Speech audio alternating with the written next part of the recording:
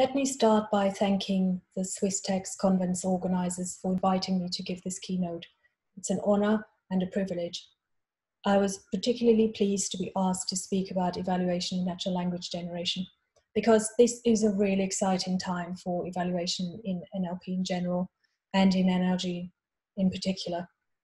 In the past 2 years, there's been a resurgence of interest and renewed energy in discussions, initiatives, research projects, and so on around evaluation, extending to many new topics, as well as aiming to fix some long-standing old issues. I think it's a sure sign that changes are happening, and it's reminding me of a similarly exciting time back in 2006 when NLG finally made the paradigm shift to comparative evaluation. And so that's where I would like to start today. NLG evaluation in 2006 typically meant small-scale, expert, intrinsic, subjective evaluation, similar to pre-Blow and T. There were no experiments at all comparing independently developed, directly comparable systems. What's more, there was no commonly agreed framework for describing and evaluating systems, and largely because of this, the field lacked consolidation and the ability to build new work on old. And in this summary of the state of the field, I'm quoting one of my NLP heroes, Karen Spark-Jones, who wrote these comments about the information retrieval field 25 years earlier. But despite the passage of a quarter of a century, what Spark-Jones wrote about the information retrieval field in 1981 is a perfect description of NLG in 2006. Let's listen a bit more to Spark-Jones on this topic, bearing in mind when she says test, she means system evaluation. Existing systems reflect long and extensive experience, but our current understanding is like that of 16th century herbalists. It embodies some observation and insight, but lacks detailed analysis and supporting theory. There is so little control in individual tests and so much variation in method between tests that interpretations of the results of any one test or of their relationships with those of others must be uncertain. Spark-Jones characterized evaluation experiments as D:(M), where D is the data and M is the mechanism or system.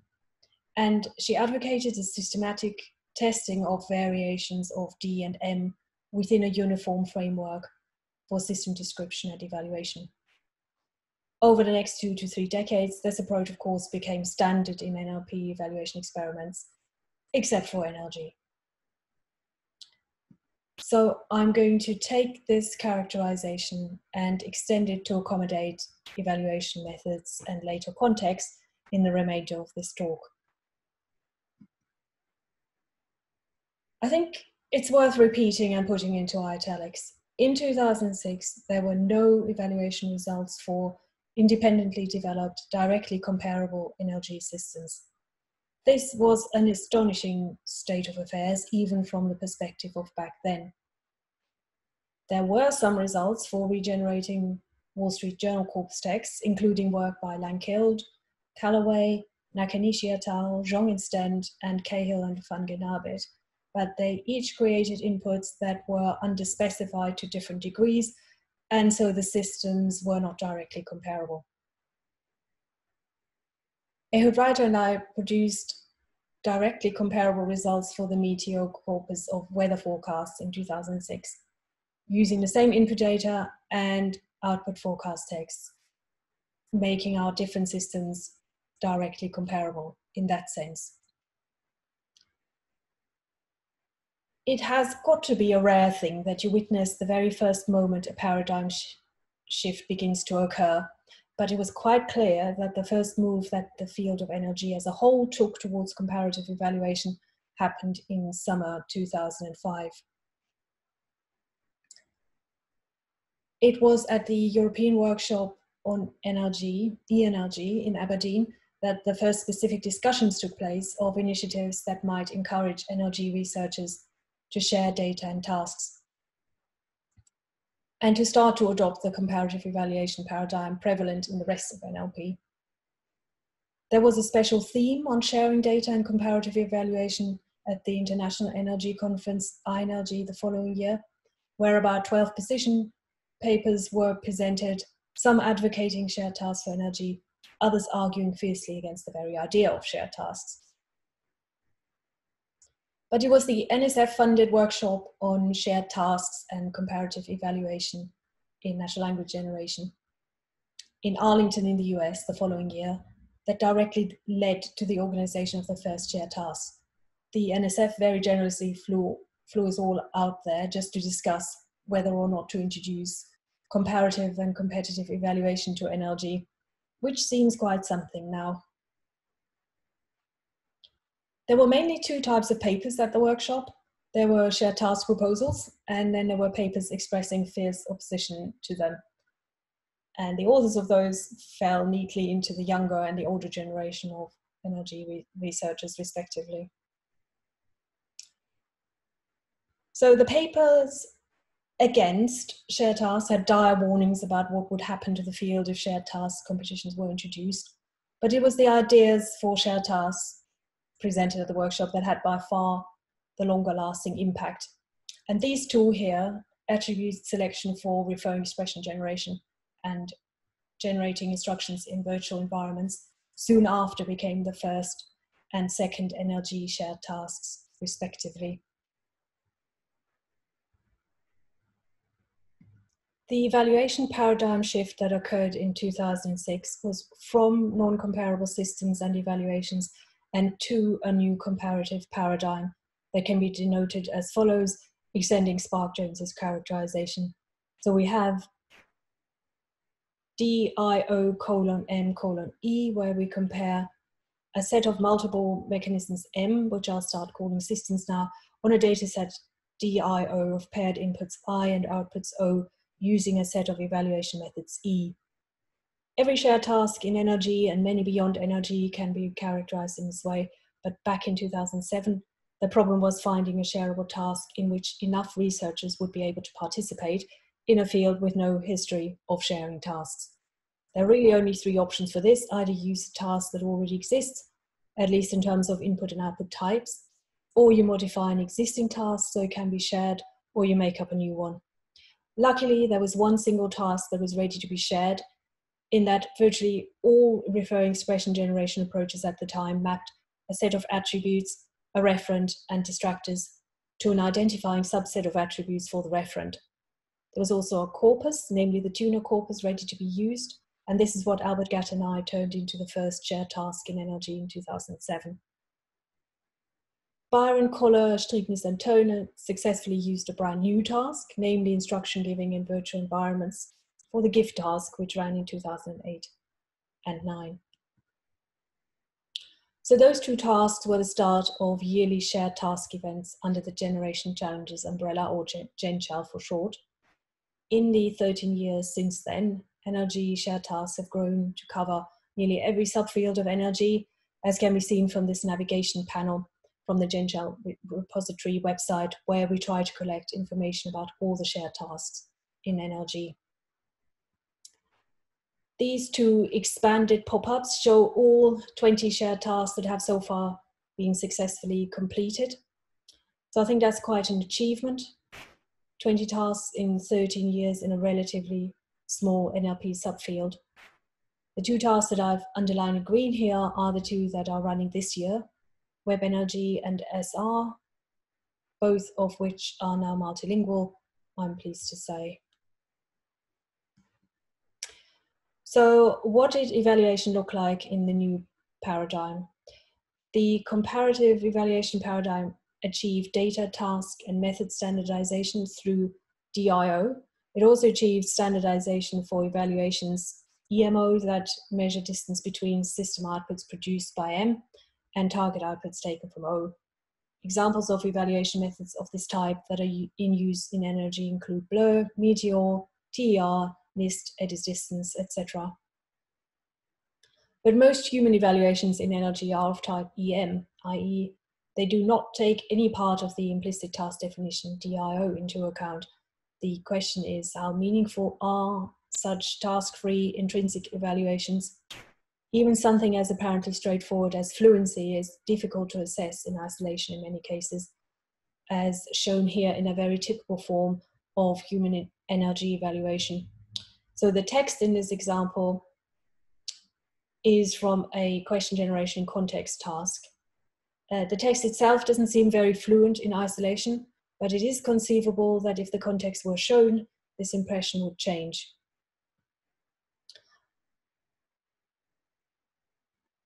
So a related but separate issue is that a lack of standardization means we currently have no way of telling whether two human evaluations are comparable, in the sense that they can be expected to yield the same results. So while the introduction of the comparative evaluation paradigm has achieved standardization for DM and EMO, in terms of human evaluation, we are still at what Spark Jones called the herbalist stage. In general, there's a growing unease among NLG researchers about this, about the poor methodological standards in human evaluation in NLG, including lack of standardization, replicability of tests, reproducibility of results, and comparability in evaluation criteria. In particular, how they're defined, operationalized, and significance tested. There are multiple efforts currently underway to address these issues, including work by van der Leyen et al. From last year on standardizing experimental design and testing. In addition, a group of us led by Dave Howcroft are engaged in a large-scale survey of human evaluation. This is currently in progress and now shows some preliminary results from it in the next section.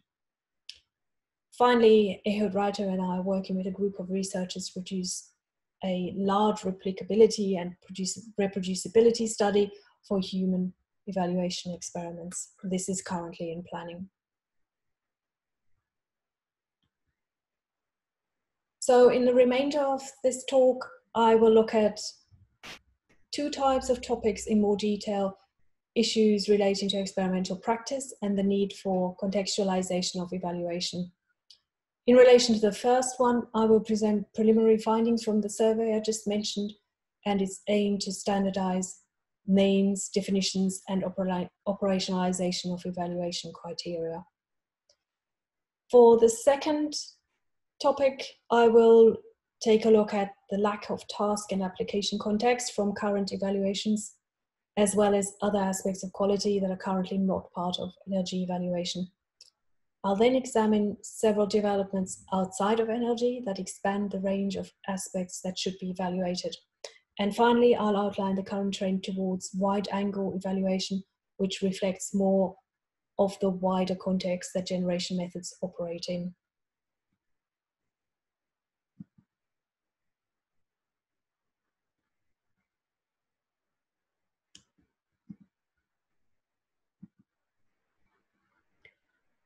For our survey of the past 20 years of human evaluation, we started from the set of all INLG and ENLG papers published in the last 20 years, which was 578 papers. We selected all papers with any form of human evaluation for further analysis, which left us with 195 papers, or a third of the 578 papers we started with. So this graph here shows the proportion of papers with human evaluation and how it fluctuated over the course of the 2 decades covered by the survey. The proportion ranges from a low of around 20% just before shared tasks started in 2007 to highs of around 50%, notably in 2008 and 2018. Overall, as you can see, the trend is increasing.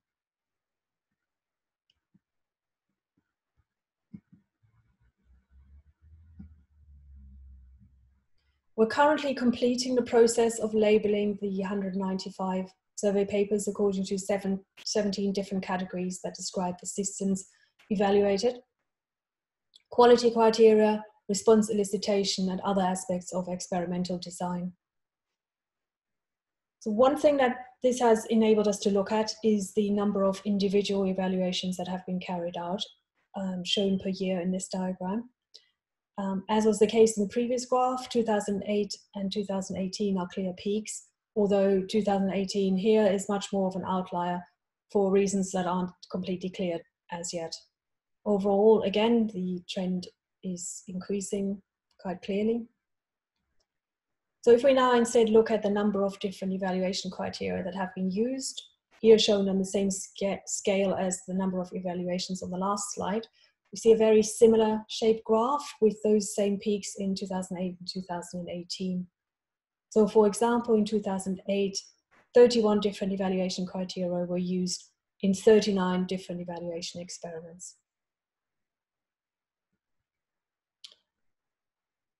So far, we've seen that the proportion of papers with human evaluation has been increasing overall since 2000, that the number of individual single criterion evaluations carried out has also been increasing, as has the number of different evaluation criteria used.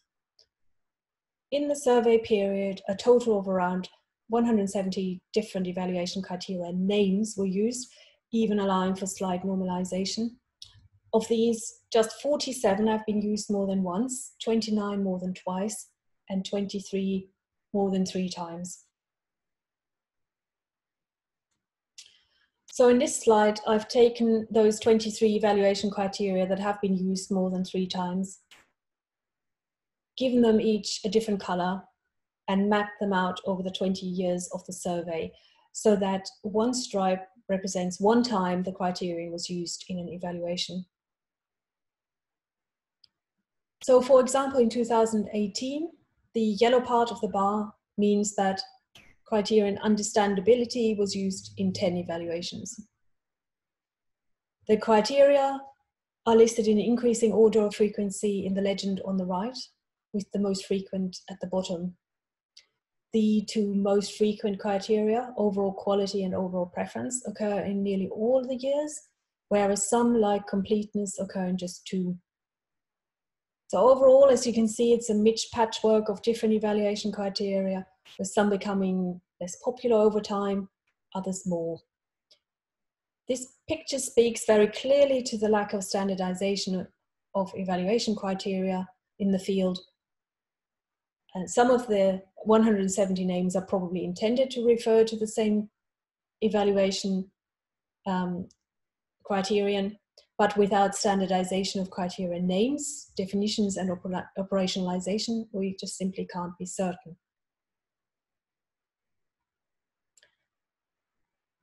This is a different view of our data, looking at the number of evaluators used in experiments. As indicated in the table on the right, this analysis includes 336 of the 462 evaluation experiments in our survey. And here, each bar represents the total number of evaluations where the number of evaluators was within the given range. So for example, 103 evaluations used between 1 and 9 evaluators. Most evaluations here use fewer than 60 evaluators, while anything higher than that is usually a mechanical Turk evaluation. I've also superimposed here in red the number of evaluations that use just 1 to 4 evaluators, which is 68 in total. Now, fewer than 5 evaluators is such a small number that it's likely to be insufficient in almost all cases, which makes this finding concerning. To summarize the preliminary findings from our survey that I've presented, there's a huge variation in evaluation criteria names used. And of course, our aim in the survey is to identify commonalities and to propose standard names, definitions, and operationalizations of the top N criteria. And those are shaping up to be around 20, including clarity, understandability, and the clusters fluency, readability, and correctness, adequacy, and accuracy. We've identified a number of issues relating to experimental practice, including these 2. A startling number of human evaluation experiments don't use enough evaluators for meaningful results, with 20% of experiments using just 1 to 4 evaluators. Significance testing is often non-standard and often entirely absent. As I was saying at the beginning, there's a lot of research activity currently examining fitness for purpose of NRG evaluation practices. See, for example, papers by Amidei et al. And van der Leij et al. From last year. And both types of issues that we've identified, those relating to experimental practice and those relating to standardization of evaluation criteria. Both of those need to be addressed in order to achieve comparability and reliability of evaluation results, hence of system scores. So I've looked at some of the characteristics of human evaluation in energy over the past 20 years and have identified a number of methodological issues that need fixing. I'd now like to turn to some other aspects currently missing from energy evaluation. The first of these issues is to do with application context. Consider the image on the left in the context of an image description system. So the object recognition component has found and labeled the objects in the image, and different NRG systems have generated the 4 descriptions on the right based on the labeled image. Now, given just the information on the screen right now, how would you decide which of the 4 different descriptions is more natural, more fluent, or which of them you prefer overall?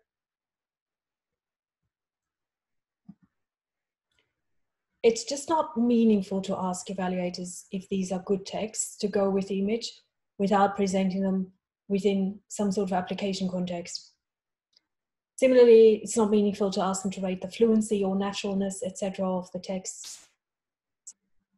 These aspects of quality may all have different meanings depending on application context, which is accounted for in EMO type evaluations, but absent in EM type ones. So evaluation within application context implies generating items to be evaluated within an embedding system, in the case of energy components, and contextualization within an application during evaluation for components and end-to-end systems. So if you contextualize the image description evaluation in our example with the application context Instagram, then the bottom 2 descriptions would probably score more highly than the top 2. Whereas if the application context was an image reader for visually impaired users, then one of the top 2 might be preferred.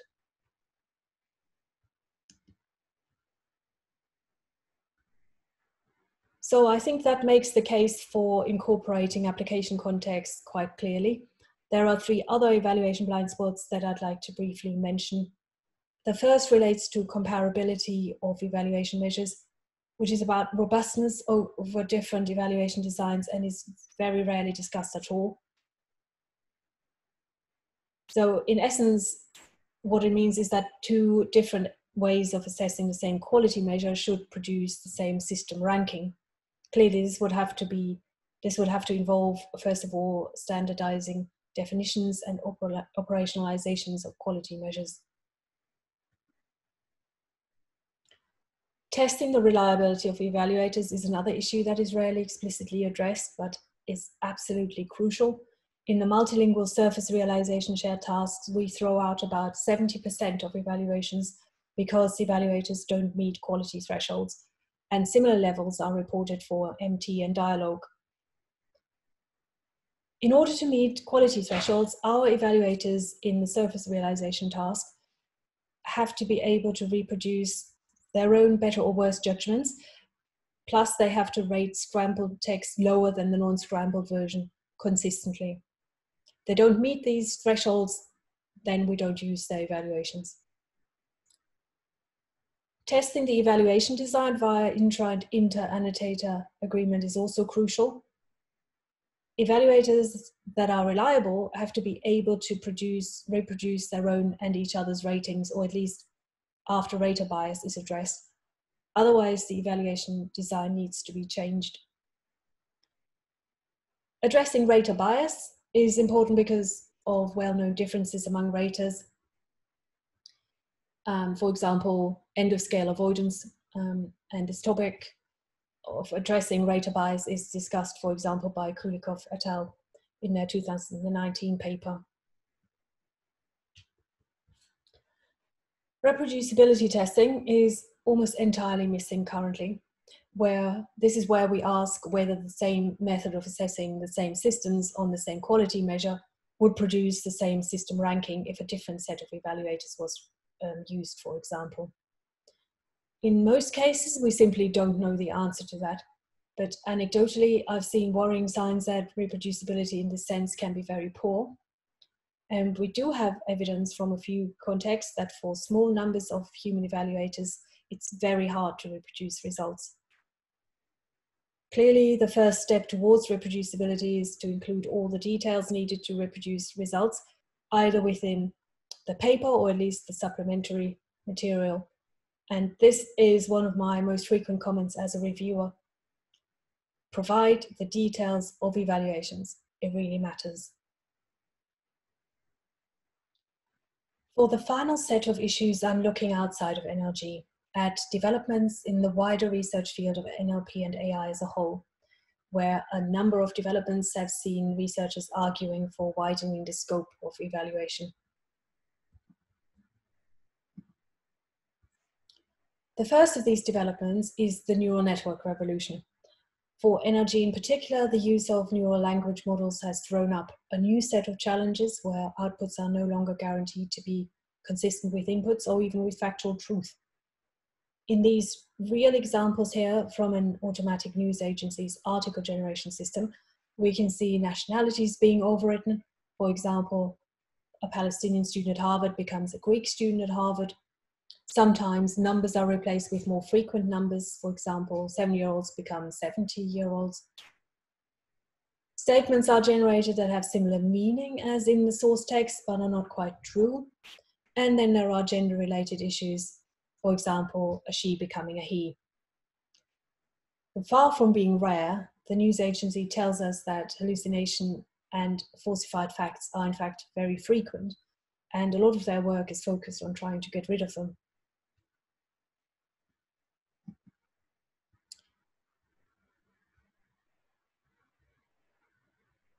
Current NLG evaluation practice is almost entirely blind to factual errors.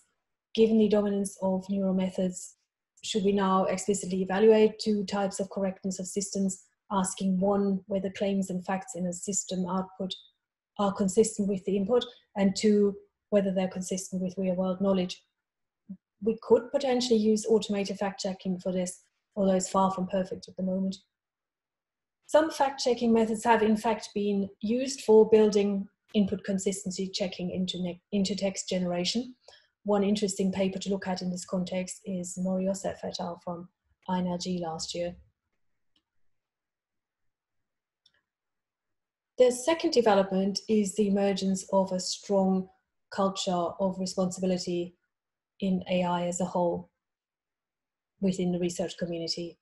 There are numerous initiatives and research work addressing responsible research issues in NLP work and the field more widely, as well as using NLP to address wider social issues. So there's been the Widening NLP workshop since 2017, organized by Mitchell, Barak, and Wasim, among others. The abusive language workshop is running in its 4th edition at EMNLP this year. Then there's the semi-val stance detection share task and the fever fact extraction and verification workshop and share task. And there are many other topics in the space that are being addressed, but very little on how to achieve responsible energy evaluation in practice. There's a strong movement across the AI sector generally towards increased ethical responsibility for the methods we develop. Until a few years ago, our main concern was basically to build better systems, full stop, and that's certainly no longer good enough. Among the many topics being addressed is energy consumption of NLP models. This paper here by Strubel et al. Had a big impact at ACL last year and has become famous for estimating that developing the biggest transformer models requires energy equivalent to 5 average cars across their lifetimes, including manufacture and fuel. Focusing on model efficiency and other aspects of sustainability, the first Sustain NLP workshop is being held at Colin this year. And researchers are being asked generally to take responsibility for the unintended consequences and side effects of their systems in other respects as well. An example from NLG is the concern that NLG methods can be misused for manipulation and misinformation. Other issues include unfairness displayed by deployed systems and their lack of interpretability. Both of these have been in the media quite a bit over the past few years. Apart from energy requirements, possibly it's far from clear how we can bring these aspects into evaluation. System bias has been a particular focus for discussions. Bias can be the result of data selection, data annotation, the specific training method used, or how the overall task is designed by the engineer. Points that were made particularly well by Dirk Hovey at the inaugural EuroNLP conference in London last year. System bias is a real issue for NLG, as we saw earlier, with minority and other disadvantaged groups being overwritten in generated text due to data biases, for example. Researchers in the wider field of NLP have been working on system bias for a few years now, but it's far from clear how system bias can be addressed in the context of system evaluation.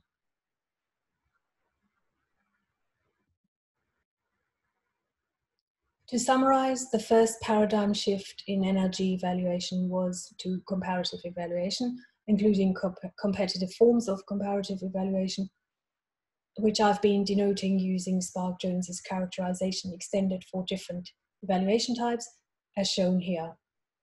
In the second half of my talk, we saw how EM-type methods lack application context and how extrinsic evaluation design more generally is rare. We also saw how current evaluation practices are blind to a range of new and newly recognized aspects of system quality, including factual errors, social bias, energy requirements, and factual correctness. Addressing these issues as part of evaluation implies expanding the context within which we evaluate our systems. In other words, we need a shift in the current evaluation paradigm to incorporate more context in diverse respects. To illustrate how this would look, the purple oval here represents the current situation in comparative evaluation in NLG with the extended characterization from Spark-Jones at the center, consisting of a shared dataset DIO of paired inputs and outputs, a set MI to O of methods mapping I to O, and evaluation measures EMO comparing system to target outputs, and evaluation measures EM assessing system outputs in isolation. So we can conceive of an expanded wide-angle evaluation paradigm where we bring the wider context within which systems operate into the evaluation framework itself. So for example, by adapting existing evaluation types to be conducted within an explicit application context.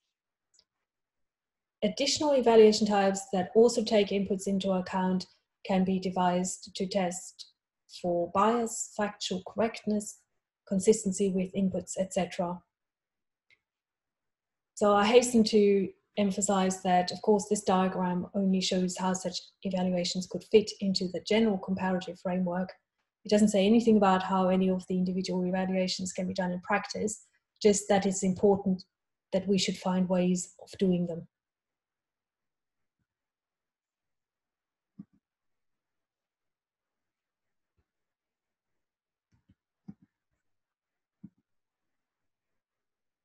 To conclude, NLG has 13 years of comparative evaluation and 20 shared tasks to look back on. The paradigm shift to comparative evaluation achieved standardization in terms of data, systems, and evaluations of type EMO, but issues remain in human evaluation.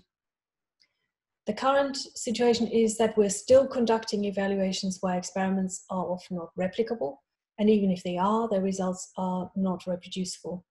Moreover, it's often unclear whether two evaluations evaluate the same aspect of system quality.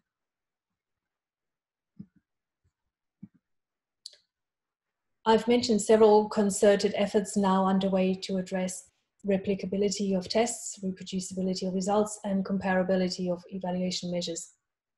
More generally, the field seems determined now to move beyond the herbalist stage in human evaluation and to adopt a more scientific approach. Sorting out existing evaluation methods is all the more important because there is a need to expand the context of energy evaluation in terms of application task and context, as well as to address principles of responsible research. There's a lot of work currently going on in energy to address many of these issues, and I mentioned quite a bit of it in the course of this talk. A lot more work is needed, but there's a palpable sense of the energy evaluation paradigm shifting again, this time expanding to address more of the wider context that language generation systems operate in. Thank you for listening.